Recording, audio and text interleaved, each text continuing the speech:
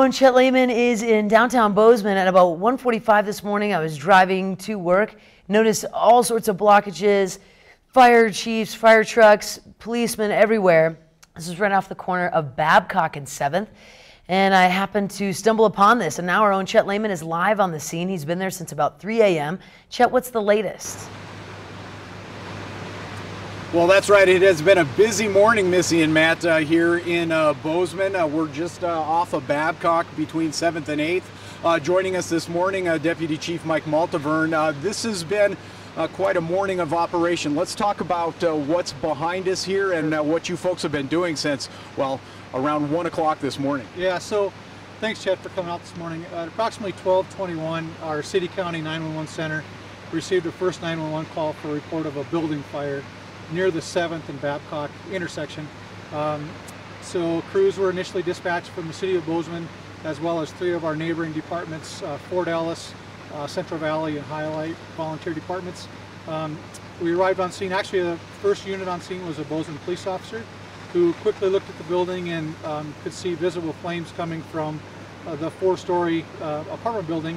It was actually under construction that we see behind us. He confirmed very early that we did have a working building fire, so that of course amps up our response, and so our firefighters arrived on scene and quickly determined or confirmed that it was a building under construction, which immediately poses some safety concerns for firefighters, but it also makes it a safer operation in that we knew we didn't have residents inside. So initially came in as a multi-residential building or apartment building. So that's the first thing for us to check off, is there's nobody inside. So we quickly determined this was going to be a defensive operation, which what that means is we're going to fight the fire from the exterior.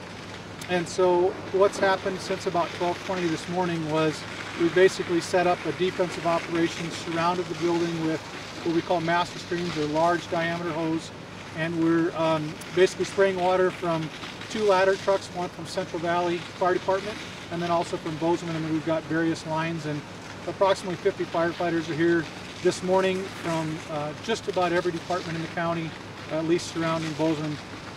I could list them, but it's a pretty lengthy list, but just a huge shout out to all of our cooperating agencies. It's a multi-agency response. We've got our law enforcement counterparts.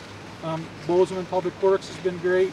Bozeman Police Department, Sheriff's Office, our 911 Center, Northwest Energy, so it's definitely a mutual aid incident. We've got a lot of people here.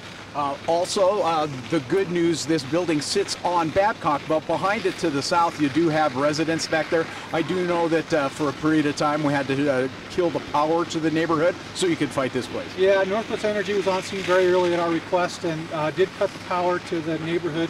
We had some safety concerns with the building. We've got a number of major collapses. The entire building is pretty much collapsed in on itself. So we had power lines that were in that vicinity.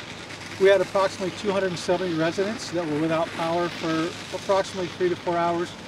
Worked very closely with Northwest Energy.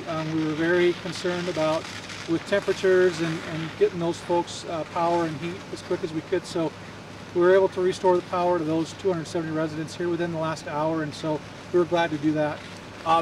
Right now it's 5:30, but folks are going to start moving around, heading to work. Because you're fighting this as a defensive fire, I would imagine roads in this area are going to be closed for quite a while today. Yeah, so you're going to see some traffic snarls probably around that 7th and 8th Street. Most importantly, probably around Babcock and Olive. We did have Main Street closed for a number of hours. We had to lay some large diameter water hoses across the street. Those have all been restored, so Main Street will be open for our commute this morning. That's fantastic. Again, Deputy Chief Mike Maltaverne joining us this morning live. Chief, thank you very much. Yep, keep up the good work. I'm going to send it back to you in the studio, Missy and Matt. Thank you for that, Chet, and of course we'll be checking back in with him throughout the morning and figuring out the process and progress on all that. Another thing that complicates that, of course, we've had some snow slick roads, and a lot of people are going to be going slow already this morning, so keep in mind at that fire scene you're going to have some problems to deal with, so steer clear as you can.